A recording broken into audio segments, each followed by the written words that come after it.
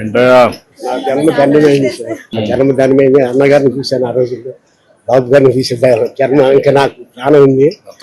చాలా సంతోషంగా ఉంది సార్. లోకేష్ బాబు గారు కూడా కార్యకర్తలు నేను నిలబడతాను. మనం ఆయన చనిపోయినప్పుడు స్టేట్మెంట్ చాలా సంతోషం వేసింది నాకు. కాకపోతే సార్ ఈ కాలు తీశారు.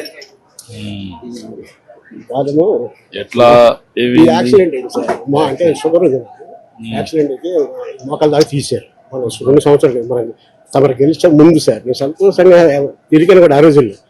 అయితే తర్వాత పడిపోయా. రిజల్ట్ వచ్చిన సంతోషం కూడా ఎన్ఆర్ హాస్పిటల్. తర్వాత ఈ కాలు పైలేరే ఒక్క కాలు నడవటంలో బాగా కొంచెం ఇబ్బంది అయిపోయింది. సరే జీవనోపాధి తమరు అప్పుడు ఇచ్చారు.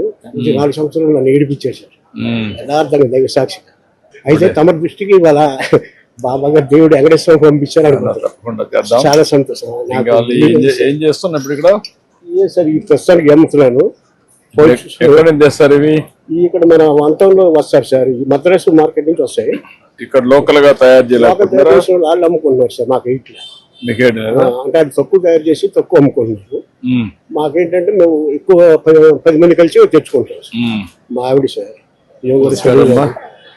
మా మనవరాలకి మీ దగ్గర అమ్మ దీవెన వస్తుంది. మాకేమో చక్కగా ఈ గ్యాస్ వస్తుంది. ఇప్పుడు ఈ జిఎస్టీ మూలన నాకు నెలకు 1000 రూపాయలు మిగులుతాయి. 40 రూపాయలు ఎలాగంటే సార్ మెడిసిన్ 2000 కాదు, మన 1500 అయ్యి.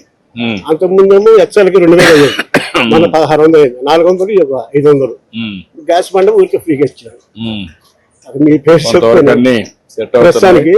అయితే కాకపోతే ఇంటి అద్దె కట్టుకో ఇల్లు అదొకటి జీవనోపాధి ఉంది సార్. మీరు ఎక్కడ మార్కెట్ వచ్చాం సరే తీసుకుందాం దీపావళి పర్చేస్ అని చెప్పి సార్ వాళ్ళు అట్లా బ్లాక్ చేస్తున్నారని చెప్పి మేము అసలు ఎంత హ్యాపీగా ఉంది సార్. ఎంత మంది చాలా సంతోషం. మాకు ఈ రోజు ఇంత అవకాశం దొరుకుతుంది మొత్తం కూడా పంచిపెట్టాం సార్. మీకు అందరికి దీపావళి శుభాకాంక్షలు. ఇప్పుడు ఇంట్లో పెడుతున్నారా?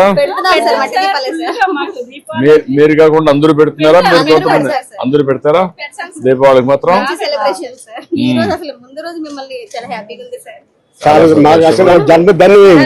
అన్నగారి గారు చాలా సంతోషం.